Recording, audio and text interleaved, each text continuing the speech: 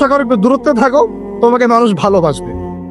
আর তুমি যদি খুব বেশি ডুব দাও না, তখন তোমার মূল্য আর ব্যক্তিত্ব নষ্ট হয়ে যাবে। এক একটা কথা কতগুলো বলে শেষ করব, অনেক আছে। এক পর্যায়ে তিনি ফাতিমা রাদিয়াল্লাহু আনহা যে ইন্তেকাল, এই ইন্তেকালকে নিয়েও দুটো লাইন লিখেছেন। এই লাইনগুলো পড়তে গিয়ে চোখ দিয়ে পানি চলে আসছে।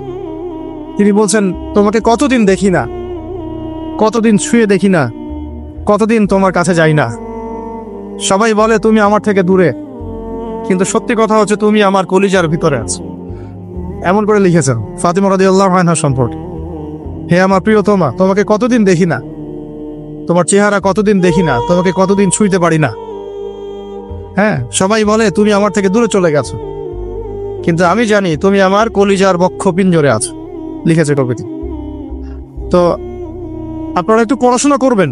স্পেশালি আমি আপনাদের এনকারেজ করি যে চার খলিফার জীবনে অবশ্যই পড়বেন, চার খলিফার জীবনী পড়বেন, সাহাবীদের জীবনী পড়বেন।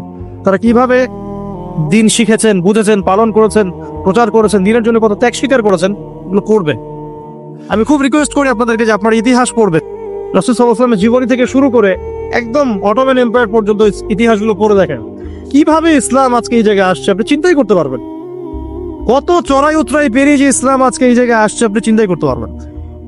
প্রিয় ভাইরা, আমাদের নবীজি সবচেয়ে ভালো মানুষ হওয়া সত্ত্বেও তাকে কিন্তু গালি খেতে হয়েছে এবং হত্যার চেষ্টাও করা হয়েছে। মনে রাখবেন, শুধু সৎ কাজের আদেশ করার নাম ইসলাম নয়, শুধু আংশিক বিষয় পালন করার নাম ইসলাম নয়, অসৎ কাজের নিষেধের নামও ইসলাম, এবং আল্লাহ নিষেধগুলো ছেড়ে দেওয়ার নামও ইসলাম।